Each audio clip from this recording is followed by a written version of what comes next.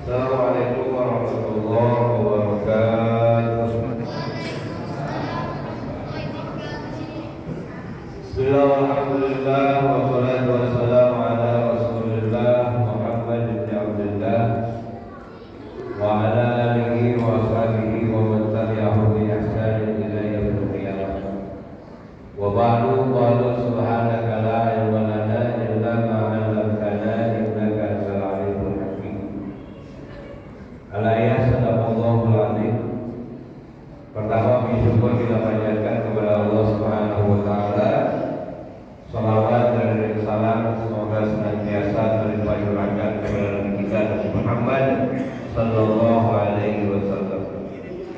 Alhamdulillah, atas izin Allah Subhanahu wa taala kembali kita semuanya masih diberikan oleh Allah kesempatan untuk kita bertemu dengan bulan suci Ramadan tahun ini. Dan alhamdulillah kita sudah menjalaninya. Ada yang 24 hari, ada yang sudah 25 hari, ada yang sudah 27 belum. Mudah-mudahan puasa yang sudah kita jalani diterima oleh Allah Subhanahu wa taala, ditetapkan pahalanya oleh Allah Subhanahu wa taala, dan kita diberikan oleh Allah kesempatan untuk menyempurnakan ibadah kita di tahun ini. Para jamaah yang dimuliakan oleh Allah, Ramadan ini banyak sebutannya. Ada yang disebut dengan Syahrul Barakah, ada yang disebut dengan Syahrul Maghfirah, ada lagi yang disebut dengan Syahrul Quran. Ada yang menyebutkan bahwa nama lain dari Ramadan adalah Syahrul Tarbiyah, bulan pendidikan, bulan latihan. Ada juga yang menyebutkan bahwa Ramadan ini adalah Syahrul Tazkiyah, adalah bulan di mana Allah memberikan kepada kita kesempatan untuk menjernihkan, untuk memurnikan, untuk membersihkan kembali apa yang diamanahkan oleh Allah Subhanahu wa taala. Landasannya adalah hadis Nabi Muhammad sallallahu alaihi wasallam. Kata Nabi, kullu mauludin yuladu 'alal fitrah. Setiap bayi itu semua dalam keadaan beriman, bersih, tanpa dosa ketika dia dilahirkan. Kemudian landasan yang kedua, ya hadis Nabi juga, kata Nabi, kullu bani Adam khata'un. Setiap anak Adam pasti dia punya salah. Saya mau nanya Bapak Ibu yang hadir malam ini di masjid ini, coba yang nggak punya dosa, ada yang nggak punya dosa? Paling gitu kan, saya pokoknya bersih, saya mah nggak punya dosa, pokoknya saya mah pasti masuk surga. Ada?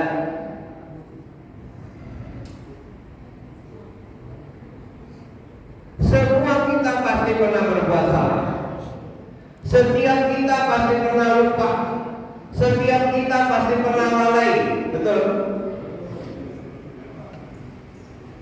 Tapi kata Nabi, wa khairul khata'in at-tawwabun. Sebaik-baik mereka yang pernah melakukan kesalahan adalah mereka yang bertobat, yang kembali kepada Allah Subhanahu wa taala. Oleh karenanya, Allah menyediakan waktu untuk kita 3 waktu bertobat. Jadi ada 3 Pak waktu bertobat itu. Yang pertama yang disebut dengan tobat harian. Karena ada dosa harian. Tobat harian itu diwakili oleh sholat yang 5 waktu. Oleh karenanya, ketika Bapak Ibu duduk di antara 2 sujud, maka doa yang dibaca pertama kali apa? Rabbil firli, itu minta ampunan. Bahkan di dalam hadis Nabi disebutkan, orang yang melaksanakan sholat 5 waktu itu adalah diibaratkan seperti orang yang memiliki 5 telaga. Kemudian orang itu mandi 5 kali di telaga itu. Kira-kira bersih apa enggak? Bersih. Kalau sholatnya benar. Tapi kan kata Allah, fawailun lil musallin. Nabi aja Pak, orang yang dijamin oleh Allah surga. Nabi itu adalah orang yang dipilih oleh Allah Subhanahu wa taala yang disebut dengan Al-Mustafa, yang disucikan, kemudian Al-Mukhtar, manusia yang dipilih oleh Allah. Di dalam riwayat kata Aisyah, Bapak Ibu, Nabi itu nggak kurang dalam satu hari satu malam dia beristighfar sebanyak 100 kali. Itu Nabi yang disebut dengan Al-Maksum, yang terhindar dari dosa. Pertanyaannya, kita manusia pilihan bukan? Dijamin surga kagak? Kira-kira Bapak Ibu berapa kali kita dalam satu hari satu malam kita beristighfar? Kan pertanyaannya begitu. Ya. Harusnya kan lebih banyak kita dengan Nabi Muhammad SAW. Yang kedua, Allah menyediakan waktu bertobat kepada kita adalah mingguan. Jadi tadi harian, sekarang mingguan. Kapan? Mingguan itu jatuhnya setiap hari Kamis. Kata Nabi, kulla yaumil khamis.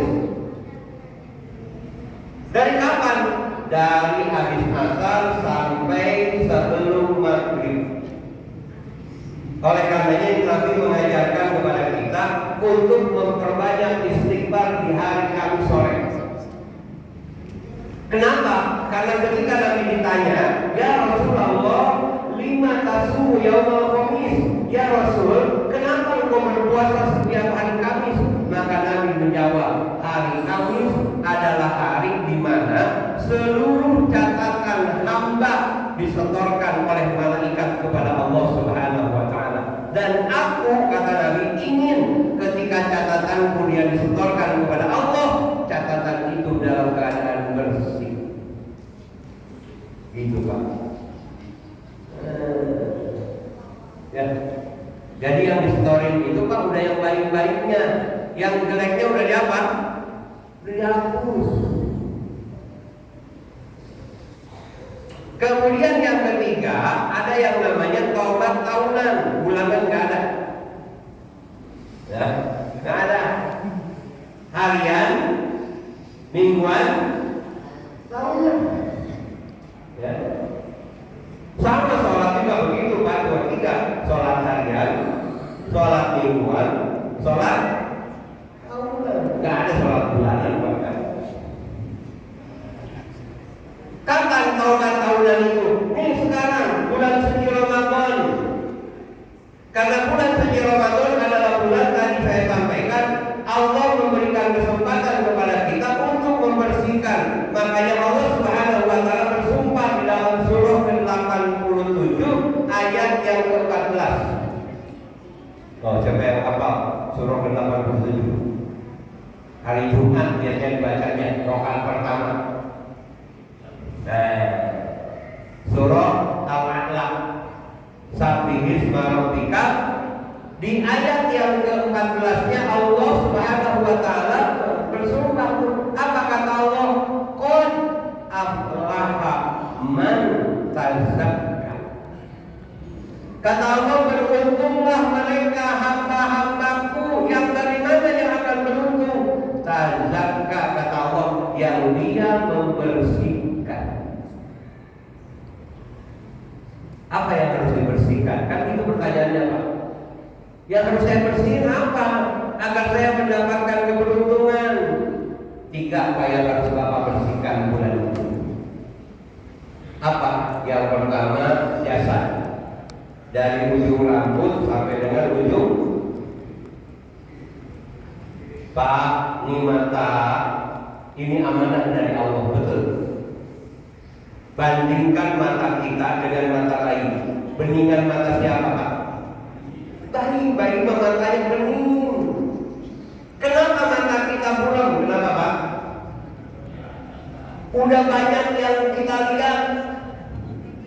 Kalau mau kita bandingin Pak, banyakkan lihat Al-Quran apa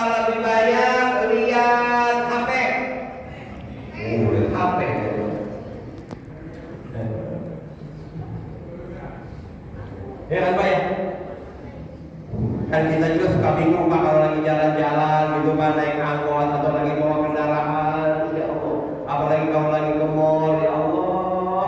Kan banyak yang dilihat, benar nggak Pak? Dilihat dosa, kagak dilihat mubazir, para bagus. Pak, bisanya cuma astagfirullah dan muka gitu, astagfirullah, kagak dirapetin. Ya. Mulut boleh jadi pernah berkata-kata yang kotor, tangan boleh jadi pernah memegang, membawa, mengambil, ya.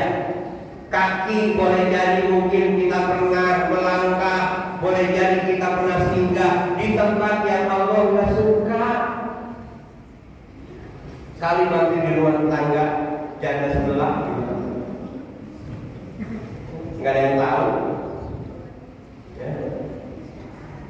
Maka ini saatnya kita berbenah diri. Yang kedua, bersihkan hati. Karena kalau hati kotor, perbuatan kita juga akan kotor. Kalau hati rusak, maka perbuatan kita juga akan rusak. Yang terakhir, yang ketiga, yang harus kita bersihkan adalah roh. Roh itu amanah dari Allah. Kapan roh itu dimasukkan oleh Allah? Pak, saya sering sampaikan, ketika bapak ibu usia 4 bulan di dalam rahim. Ketika di dalam rahim itu baru dimasukkan roh. Saya tanya sama bapak, bapak ketika usia 2 bulan di dalam perut ibu kita, bapak hidup nggak?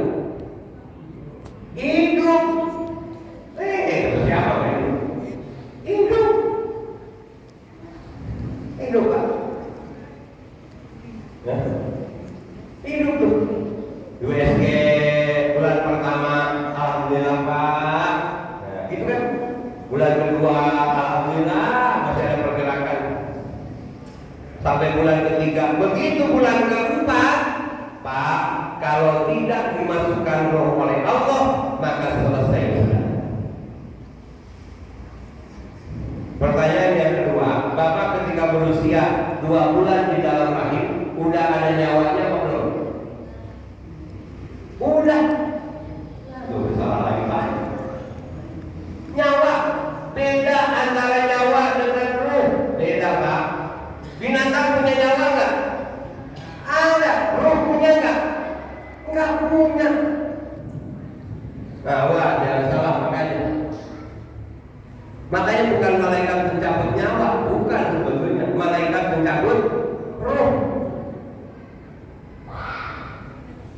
Nih contoh lagi, di dalam Al-Quran disebutkan, ketika Bapak tidur, roh Bapak kemana? Pak, biarin setahun sekali ini, kelamaan dikit. Ya, 7 menit tertanggung, umur doang. Pak, Bapak kalau lagi tidur, roh Bapak kemana? Keluar. Ya, jalan-jalan Pak, keliling. Kadang ada di Malaysia tidur, kadang ada di Pantai Anyer, kadang ada di Mekah, kadang obat pengen ke Mekah, belum punya duit, cuma doa sama mimpi, akan gitu. Ya. Maka begitu roh itu balik, Bapak bangun, apa doanya? Alhamdulillahilladzi ahyana ba'dama amatana. Segala puji bagi Engkau ya Allah, Zat yang telah menghidupkan kami setelah kami mati. Jadi Bapak tuh dalam tidur itu rohnya keluar, nggak ada. Ketika dia dibalikkan oleh Allah, maka Bapak bisa mengucapkan Alhamdulillah. Tapi sebaliknya, bagi mereka orang-orang yang ditahan oleh Allah rohnya, ditahan, nggak dipulangi. Apa yang diucapkan Pak? Itu pengumuman di masjid. Assalamualaikum, gitu Pak. Itu Pak. Orang menyebutkan alhamdulillah. Kenapa? Karena rohnya ditahan oleh Allah. Dan roh itu pertama kali dia dalam keadaan bersih, bersinar, suci. Maka di dalam Al-Quran kalau Bapak buka surah Al-Mutaffifin, kalau roh dicabut oleh Allah dari jasad, maka tempat roh itu cuma dua. Kalau roh yang baik, dia akan diangkat ke langit, dan kemudian dia diletakkan tempatnya namanya Illiyin. Digambarkan oleh Allah, dia itu adalah seperti pohon yang besar, kemudian Bapak ditempelin tuh rohnya, dan dia bersinar seperti kunang-kunang, kata Nabi. Itu roh yang baik itu, Pak. Makanya di dalam Al-Quran sebutannya apa? Ya ayyatuhan nafsul mutmainnah. Enak kalimatnya. Irji'i ila rabbiki radiyatan mardiyah.